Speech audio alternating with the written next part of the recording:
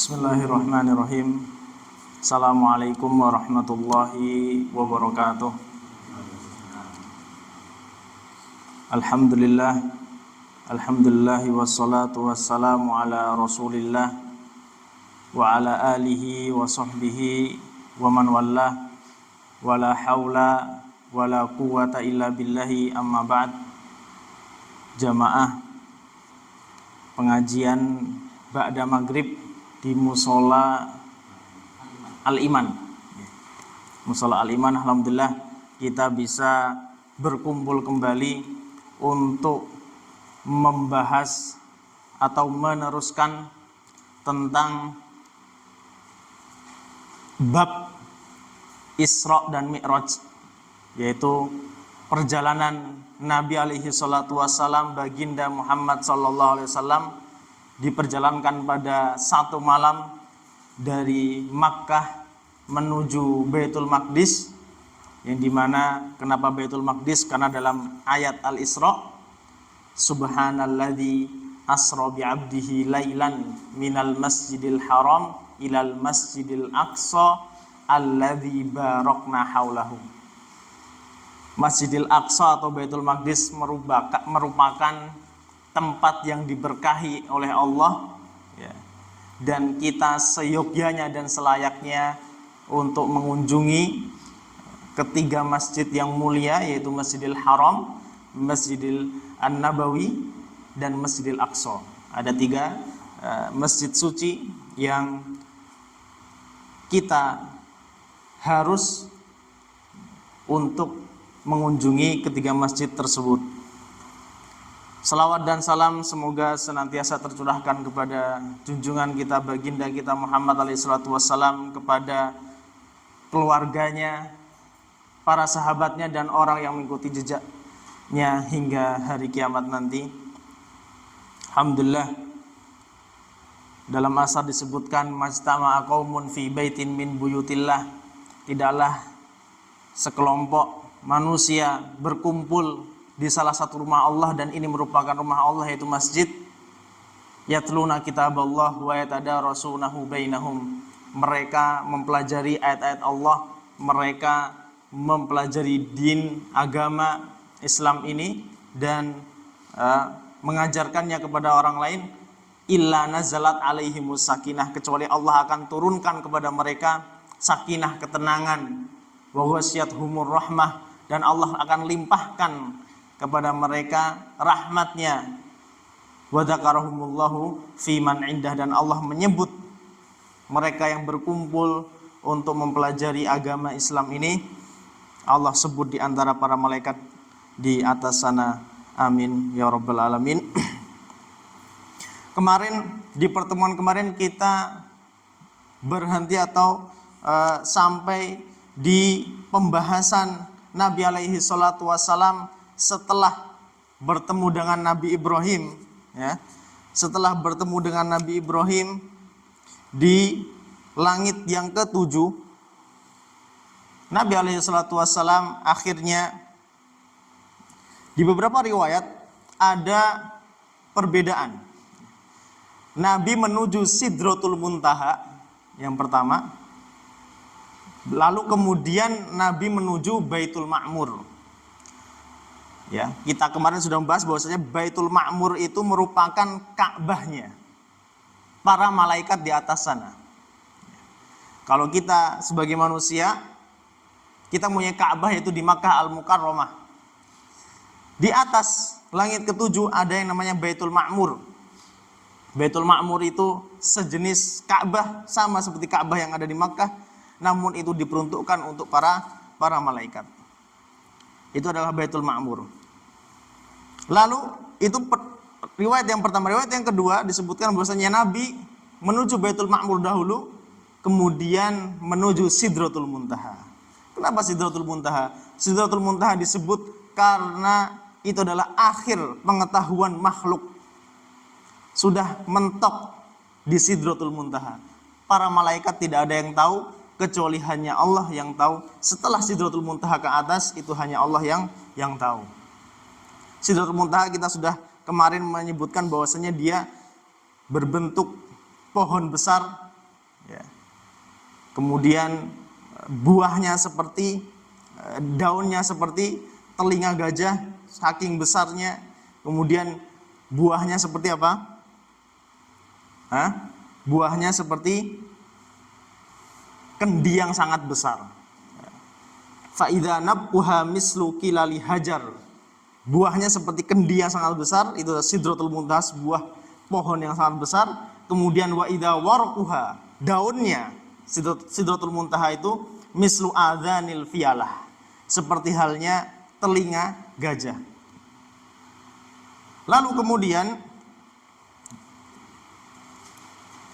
dalam hadis disebutkan Sidratul Muntaha ini karena dia sebuah pohon yang sangat besar dan itulah tempat terakhir pengetahuan makhluk di Sidratul Muntaha.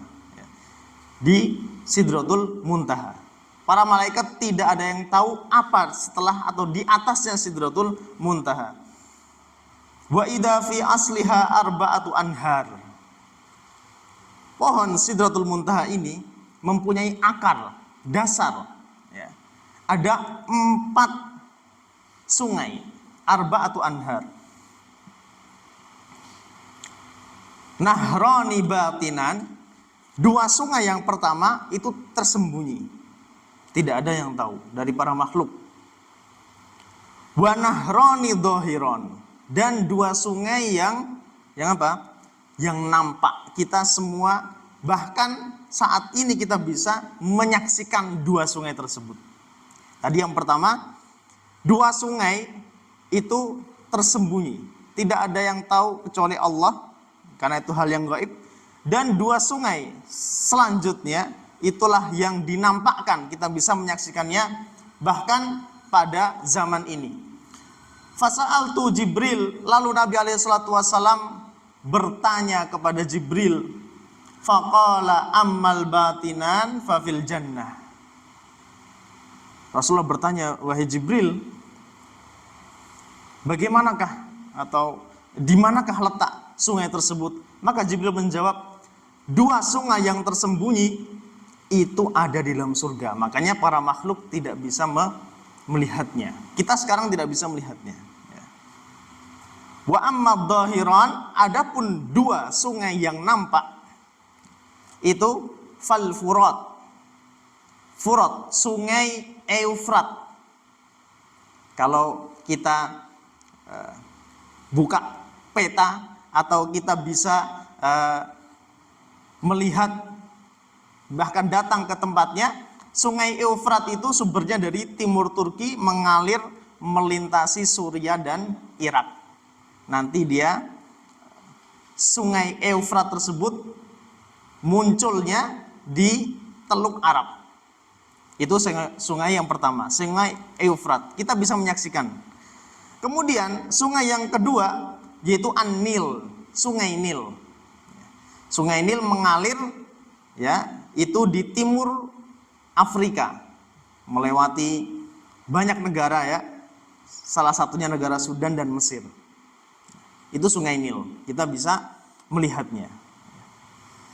Dan perlu diketahui bahwasannya sungai Nil yang ada di Sudan ini itu ada 2 sungai, Nil Putih dan Nil Biru. Nil Putih dan Nil Biru bertemu di satu tempat, di satu ibu kota yang disebut dengan Khartoum, ibu kota Khartoum. Lalu dari Khartoum inilah sungai Nil ini menjadi satu, dari 2 menjadi 1, bergabung menjadi 1, lalu melanjutkan sampai ke Mesir. Sampai ke Mesir, sungai Nil. Teringat bahwasanya dulu kita di sungai Nil sering mancing, Pak. Sering mancing, dapat banyak ikan juga. Bahkan ikan listrik juga ada di sungai Nil. Kita camping juga di sana, itu di sungai Nil. Nah, inilah 2 sungai, yaitu Eufrat dan sungai Nil. 2 sungai yang merupakan dari sumbernya Sidratul Muntaha yang Allah tampakkan di muka bumi. Kemudian setelah itu dalam hadis disebutkan summa furidtu alayya khamsuna salatan. Lalu Nabi setelah dari Sidratul Muntaha dinaikkan oleh Allah, meskipun tidak bertemu secara langsung, karena apa? Makhluk itu sangatlah lemah. Tidak mungkin kita sekarang makhluk itu bertemu dengan Allah. Nanti bertemunya di surganya kelak, di ketika sudah masuk surga. Amin. Taib. Ketika Nabi Muhammad SAW naik menghadap Allah dan tertutup dengan tabir, dengan cahaya, maka Nabi diperintahkan ibadah sholat. Satunya ibadah yang diperintahkan di atas langit, di atas langit ketujuh, itu adalah ibadah sholat. Berapa asalnya atau aslinya Allah merintahkan Nabi Muhammad untuk apa? Ibadah ini, ibadah sholat 50 waktu. 50 waktu sholat. Itu aslinya.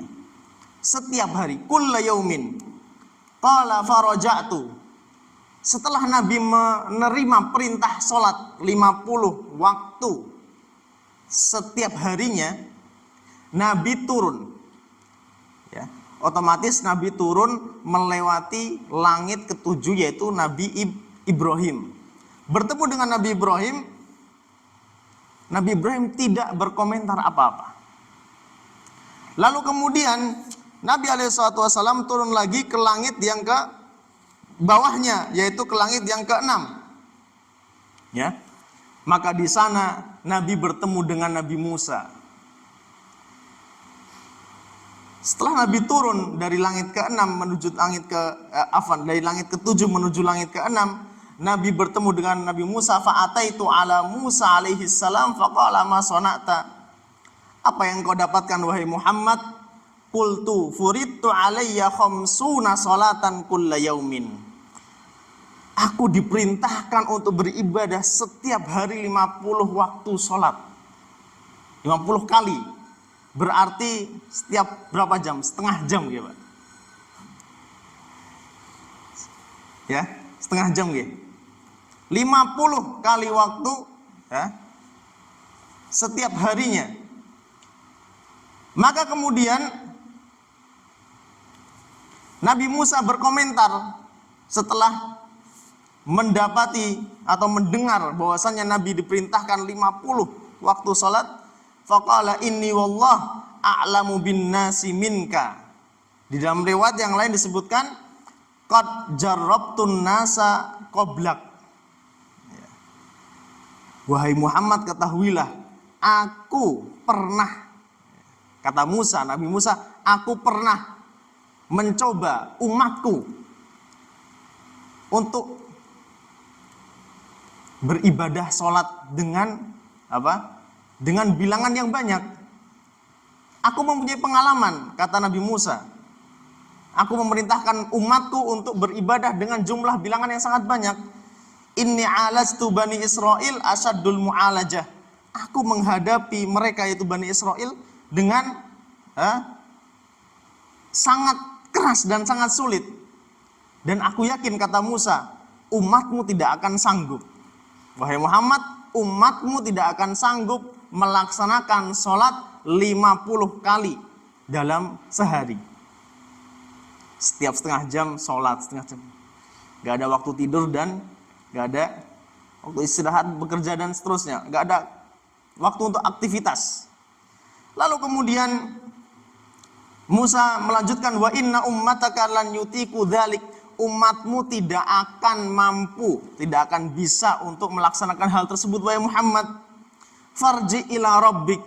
Nabi Musa memerintahkan Nabi Muhammad SAW untuk kembali kepada Allah, naik lagi kepada Allah. Fas'alhu an yukhaffifa anka, dan mintalah agar Allah meringankan untukmu dan untuk umatmu. Qala, maka Nabi SAW melanjutkan, faraja'tu ila rabbi. Setelah mendapat protes dari Nabi Musa, ini Nabi Muhammad kembali lagi naik kepada Allah Azza wa Jalla. Fasa'altuhu an yukhaffifa anni faja'aluha arba'in. Nabi Muhammad setelah naik meminta keringanan, maka diberikan berapa? Arba'in, 40. Berkurang 10. Summa raja'tu ila Musa. Dia kembali lagi melewati Nabi Ibrahim, kemudian bertemu dengan Nabi Musa di langit yang ke-6. Faqala ma sana'ta, bagaimana perkembangannya wahai Muhammad? Qultu ja'alaha arba'in. Rabbku telah memberikan keringanan 40 waktu atau 40 kali dalam sehari. 40 waktu sholat. Faqala li mislu maqalatahul ula.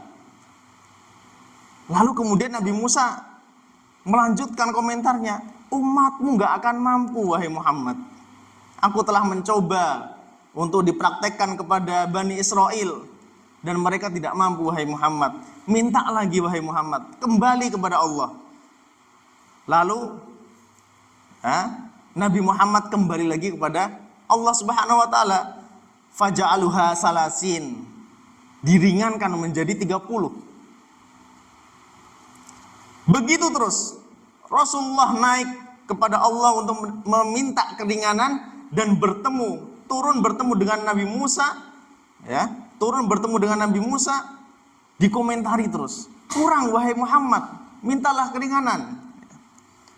Faraja'tu ila rabbi faja'aluha isrin, sampai menjadi 20 kali dalam sehari waktu sholat. Diprotes terus oleh Nabi Musa. Summa asroh, sampai menjadi 10.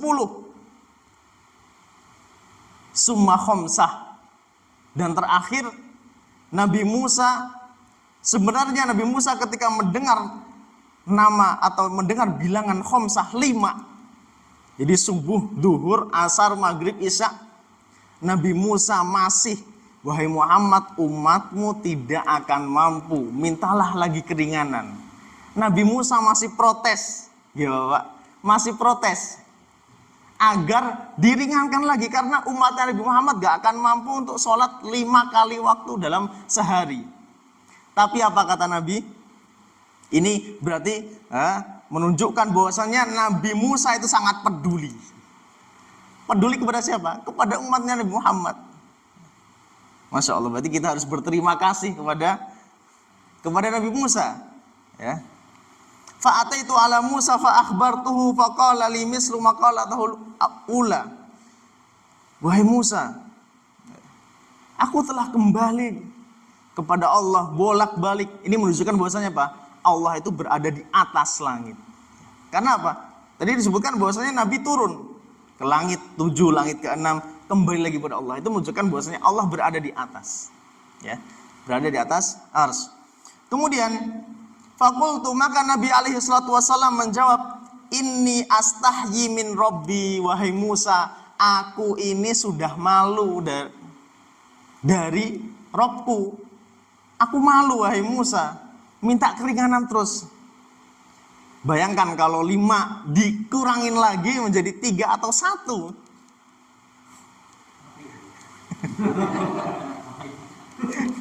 Masya Allah, itu Nabi Musa masih mempunyai kepedulian kepada umatnya Nabi Muhammad alaihi salatu wassalam. Sampai Nabi Muhammad, wahai Musa, aku udah malu, aku kembali bolak-balik untuk meminta keringanan wahai Musa. Faqala man minkam arji ilaihi, berapa kali aku kembali kepada Allah untuk meminta keringanan? Aku udah malu, udah cukup, kata Nabi. Tapi apa? Aku ridho dan aku menerima. Itu apa? 5 kali dalam sehari. Kemudian ketika Muhammad sudah selesai hajatnya, perbincangannya dengan Nabi Musa, terdengarlah suara anna qad amdaitu faridati, sesungguhnya aku telah menunaikan kewajibanku, yaitu apa? memerintahkan umatnya Nabi Muhammad untuk sholat 5 kali dalam sehari. Wa khaffaftu an ibadi, dan aku telah ringankan yang aslinya jadi 50 jadi 5 bilangannya. Wa ajzi bil hasanati asyru amsalihha. Berarti apa? Berarti meskipun bilangannya 5, tetapi setiap satu kali waktu sholat itu dikalikan 10. Jadinya pahalanya tetap berapa?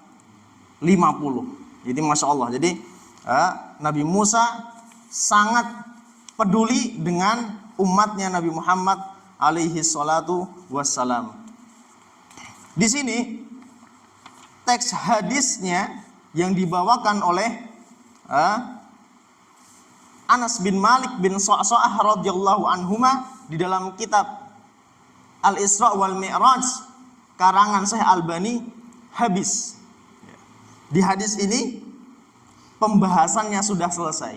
Tapi ada pembahasan lain di tempat lain, bahwasannya ketika Nabi alaihi salatu wasalam diisrokan, yaitu diperjalankan dalam satu malam itu dari Makkah menuju Baitul Maqdis, ada kejadian di mana di saat di tengah-tengah perjalanan beliau menaiki buraq, hewan yang sudah Allah siapkan untuk dinaiki oleh Nabi Muhammad, ya, dalam Musnad Al-Imam Ahmad bin Hanbal yang disarah oleh Syekh Ahmad Muhammad Syakir, ada satu kejadian yang mungkin kita sudah mengetahuinya. Kita akan bacakan teks hadisnya.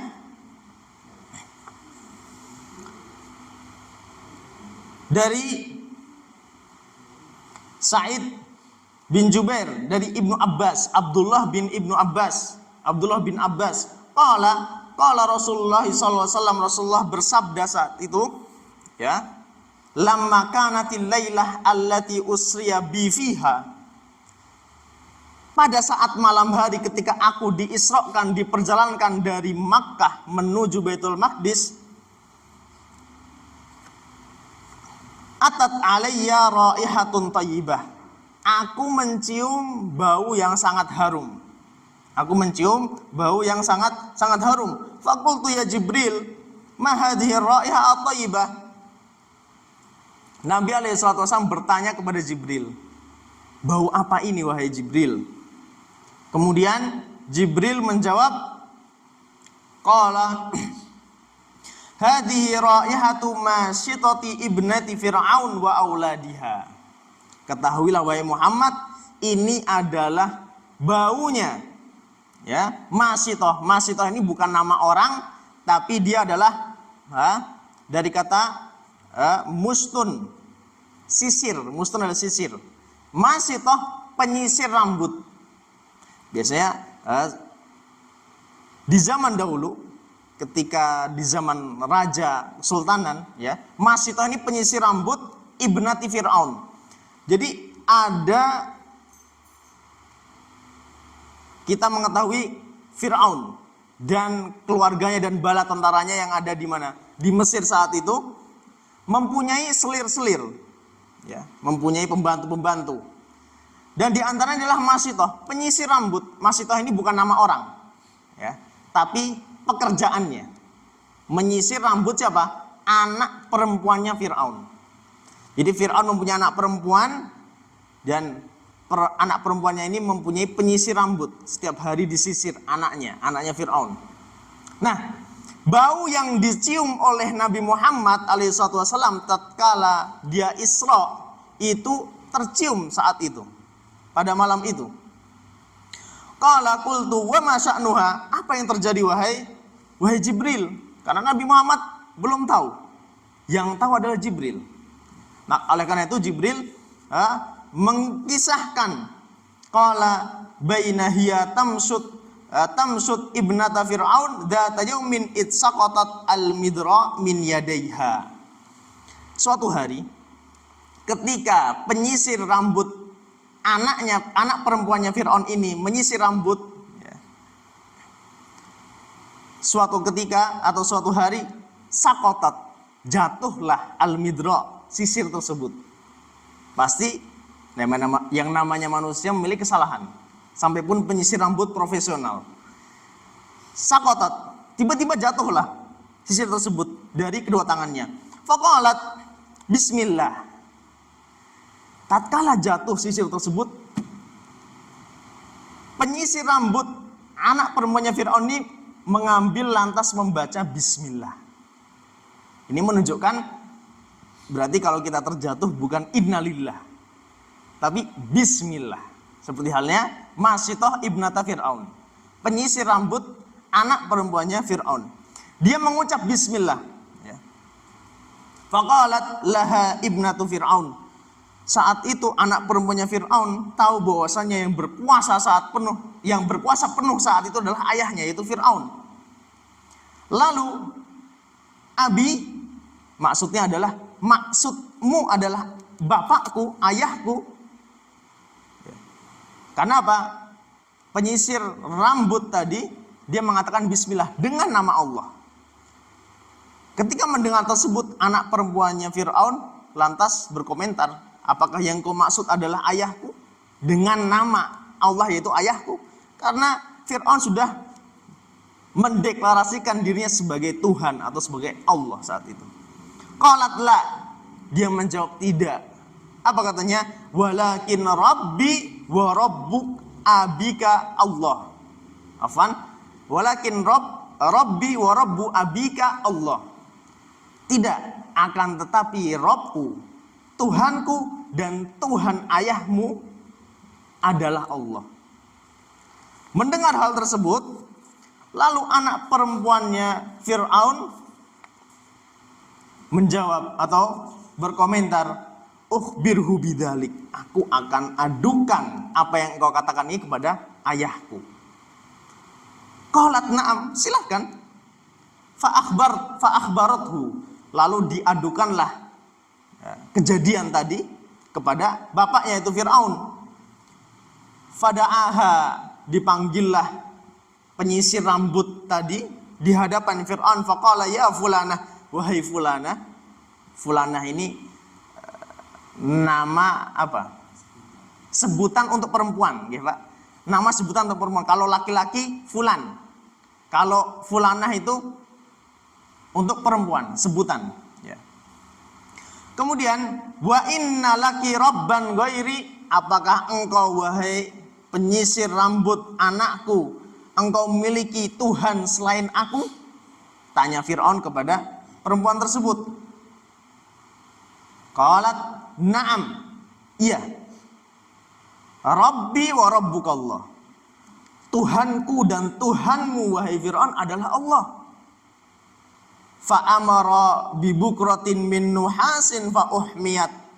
Lalu mendengar jawaban dari perempuan tersebut, Fir'aun murka dan langsung meminta untuk didatangkan panci yang sangat besar yang terbuat dari tembaga untuk dinyalakan baranya di bawahnya.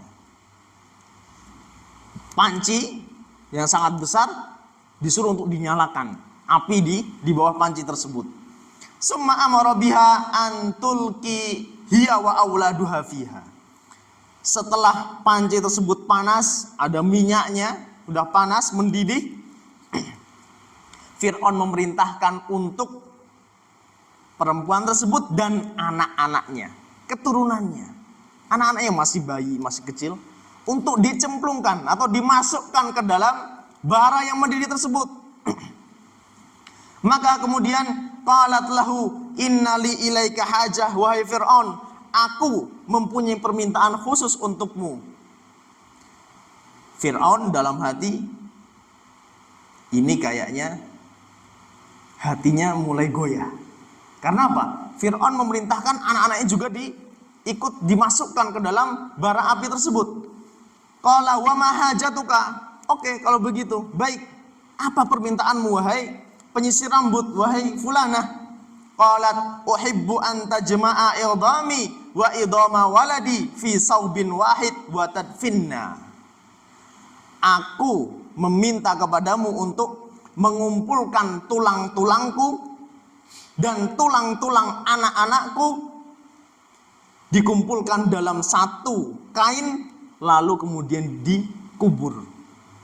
Satu permintaan dari fulanah tadi. Lalu qala dzalika laki alaina minal haq. Baiklah kalau begitu, aku akan turuti permintaanmu. Itu permintaan yang sangat mudah.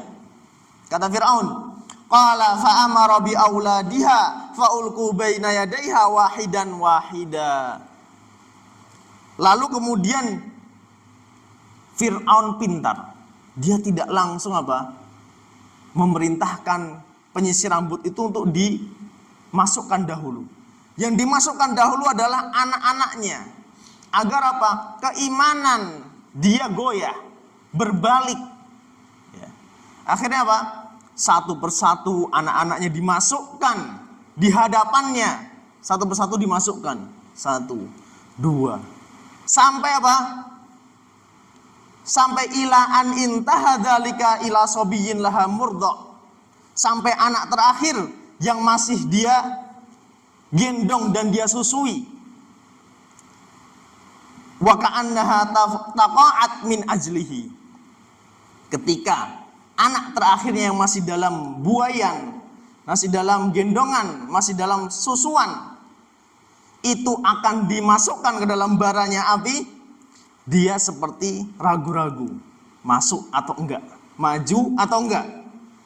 Qala ya ummah, disinilah mukjizat tersebut terjadi. Bayi yang masih digendong dan masih disusui berkata seperti halnya Nabi Isa, ya ummah, wahai ibu, iqtahimi, masuklah.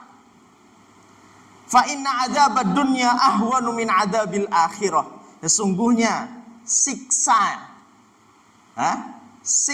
dunia, yaitu panasnya api yang ada di dunia ini, lebih ringan daripada panasnya api neraka. Wahai ibuku, masuklah, janganlah ragu dan takut. Faktahamat, lalu masuklah ibu dan bayinya tersebut ke dalam baranya api yang sangat membara. Qala Ibnu Abbas berkata atau berkomentar tentang hal ini, ada 4 bayi di dunia ini dari zaman dulu sampai nanti, itu ada 4 bayi yang bisa berbicara. Yang pertama Isa bin Maryam. Dia bisa berbicara tatkala masih bayi. Karena Maryam Allah langsung ciptakan tanpa melalui perantara adanya ayah. Isa bin Maryam. Kemudian wasahibu Juraij. Bayi kisahnya Juraij, Bani Israel. Dia juga bisa berbicara tatkala masih bayi. Wasahidi Yusuf. Nabi Yusuf. Dan kemudian Ibnu Masitoh ibnatu Fir'aun. Nah ini anaknya, yaitu perempuan yang menyisir anak perempuannya Fir'aun. Ini kisah tatkala Nabi mencium bau yang sangat wangi di tengah perjalanan beliau dari Makkah menuju Masjid Al-Aqsa.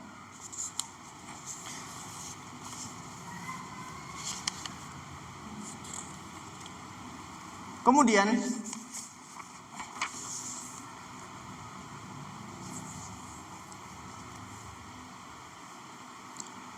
ada yang Nabi lihat selain Selain di tengah perjalanan dari Makkah menuju Masjidil Aqsa, ketika Nabi di langit pertama.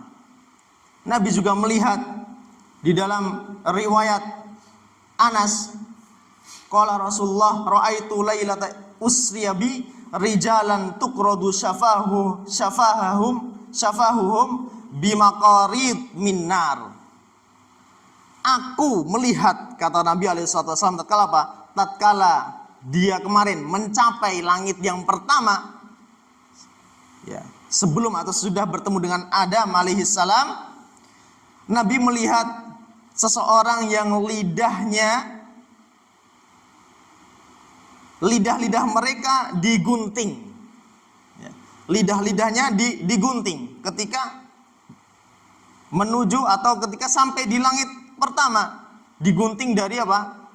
Dari api neraka. Faqultu ya Jibril man haula? Siapakah mereka wahai Jibril? Qala haula khutoba'u min ummatik. Mereka adalah para khotib, para penceramah, para dai dari umatmu.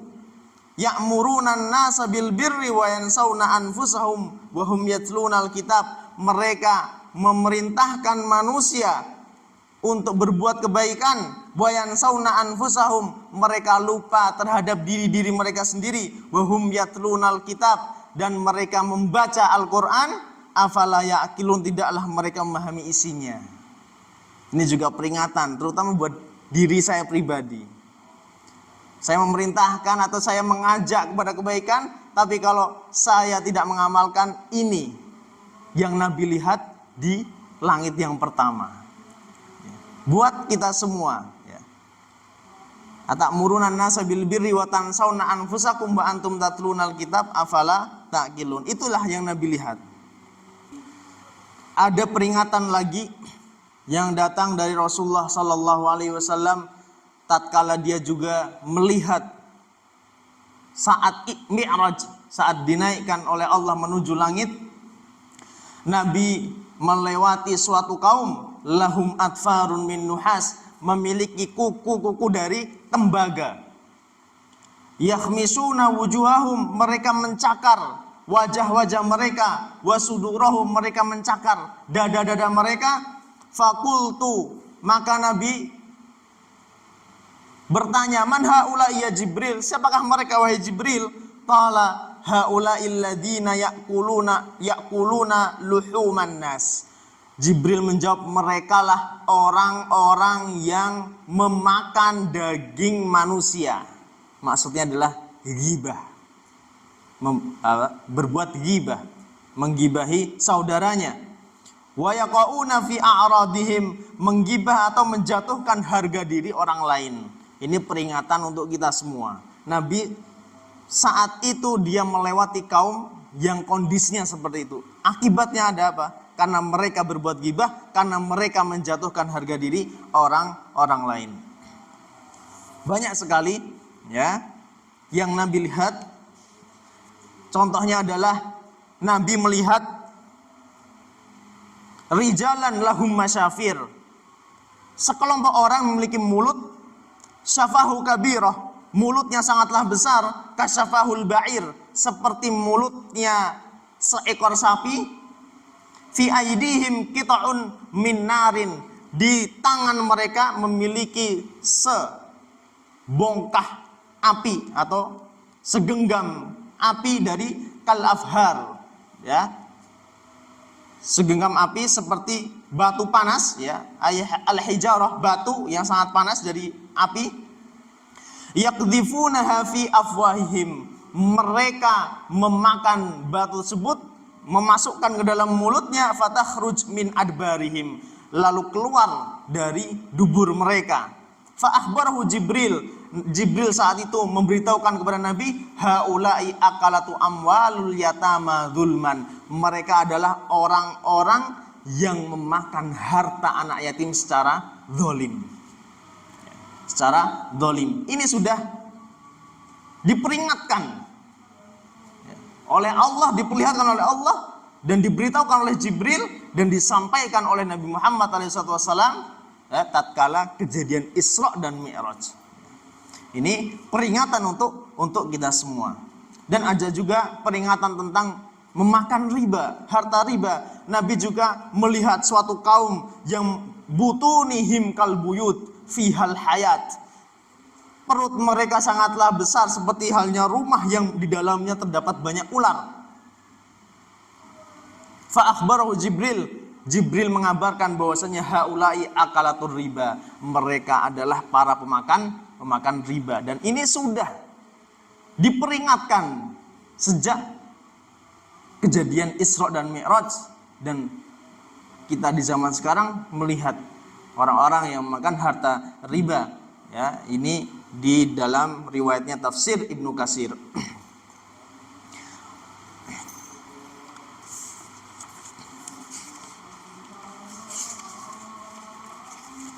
Lalu kemudian tatkala Nabi turun setelah menerima wahyu perintah sholat 5 waktu dalam sehari, Nabi turun dari langit menuju Baitul Maqdis, dari Baitul Maqdis menuju Makkah tepat sebelum hari berganti, sebelum matahari terbit, dan di sanalah Nabi alaihi salatu wassalam menyampaikan kisahnya tersebut kepada kafir Quraisy. Afwan Bapak, ini mau dihabiskan atau dilanjutkan pekan selanjutnya? Masih ada waktu. Oke. Tatkala Nabi pulang ke Makkah pagi harinya, ya, Nabi tahu bahwasannya kaum kafir Quraisy akan mendustakan kabar yang dia bawa. Bahwasanya aku semalam sudah melakukan perjalanan dari Makkah menuju Baitul Maqdis ke langit ke-7 dan balik lagi dalam satu malam. Pasti orang kafir tidak akan mempercayaiku. Kemudian karena Nabi ragu, faqa'ada mu'tazilan hazinan, Nabi duduk sendiri, sedih dia, murung. Famarra bihi aduwallah, maka datanglah saat itu musuhnya Allah, yaitu apa? Abu Jahal. Datanglah Abu Jahal menemui Nabi. Faja'a hatta jalasa ilaihi, Abu Jahal ikut duduk bersama dengan Nabi. Faqalahu kal mustahzi, Abu Jahal kemudian lantas mengatakan seperti halnya orang yang mengejek. Hal kana min syai', wahai Muhammad, apakah ada kabar terbaru yang akan engkau sampaikan kepada kami? Dengan nada mengejek. Faqala Rasulullah, na'am, iya ada, wahai Abu Jahal. Ma huwa, apa itu? Lalu Nabi menjawab, usriya bi al-lailah, aku diperjalankan malam ini. Kemana? Kata Abu Jahal. Tanya Abu Jahal, ila Baitul Maqdis, ke Baitul Maqdis. Qala summa asbahta baina dhahranain, dan sekarang engkau pagi ini berada di antara kami. Faqala na'am, Nabi menjawab iya. Qala falam yuri annahu yukadzibuhu, Abu Jahal tidak langsung mendustakan apa yang Nabi sampaikan. Kenapa? Kalau Abu Jahal langsung mendustakan apa yang Nabi sampaikan, nanti takutnya Nabi tidak ingin melanjutkan ceritanya. Lalu apa? Faqala ara'aita in da'autu qaumaka tuhadditsuhum ma haddastani, wahai Muhammad, apakah engkau akan menceritakan apa yang engkau telah ceritakan kepadaku tatkala aku memanggil kaummu? Abu Jahal menantang Nabi untuk memanggil kaumnya menceritakan pengalaman dia semalam. Maka Nabi menjawab, iya. Hayya ma'syara bani Ka'ab bin Lu'ay, kemarilah wahai kabilah Ka'ab bin Lu'ay.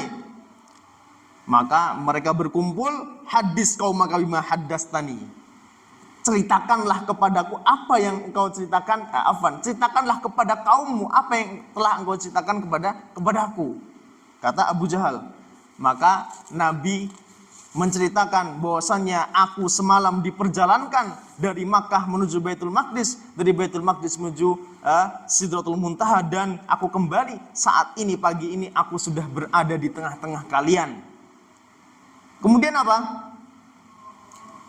Kaumnya saat itu yang berkumpul di sekitar Nabi, famin baina musaffik, ada yang mereka menepukkan kedua tangannya. Masya Allah, mereka heran, ya. Kemudian wa min baini wadi yadahu ala ra'sihi muta'ajjiban lil kadab, ada yang lil kadib mereka ada yang menepukkan kedua tangannya karena heran, ada yang mereka wada'a yadahu ala ra'sihi, takjub, kaget. Karena apa? Karena yang Nabi sampaikan tidaklah tidaklah masuk akal menurut mereka. Qalu hal tastatiu an tan'ata lanal masjid. Nah, kaumnya Nabi Muhammad itu menantang Muhammad, bagaimana engkau kalau engkau bisa mensifati Baitul Maqdis yang engkau temui tadi malam, wahai Muhammad. Maka saat itulah sebenarnya Rasulullah, karena ketika datang menuju Baitul Maqdis malam hari, tidak terlihat ada tiangnya jumlahnya 5 misalnya, warna catnya putih misalnya. Nabi tidak melihat karena malam hari. Tapi saat itulah Allah nampakkan sketsa Baitul Maqdis di hadapan Muhammad SAW, dan dari situlah Nabi Muhammad bisa mensifati bahwasanya Baitul Maqdis memiliki tiang begini dan begini, memiliki tembok yang seperti ini rupanya, dan seterusnya. Maka apa kata kaum kafir Quraisy? Qalal qaum amman na'at, adapun yang disifati tersebut, fa wallahi laqad asab, demi Allah kata kaumnya, dia telah benar, tapi kaumnya tidak membenarkan apa yang dia sampaikan. Itulah kisah daripada Al-Isra dan Mi'raj. Semoga apa yang bisa disampaikan ini bisa menambah maklumat dan wawasan pengetahuan agama Islam kita, dan semoga kita bisa mengambil faedah dan manfaat dari kisah sirah an-nabawiyah. Hada wa sallallahu ala nabiyina Muhammadin wa ala alihi wa sahbihi wasallam. Nakhtatim bi du'ai kafatul majlis. Subhanakallahumma wa bihamdika asyhadu an la ilaha illa anta astaghfiruka wa atubu ilaik. Assalamu alaikum warahmatullahi wabarakatuh.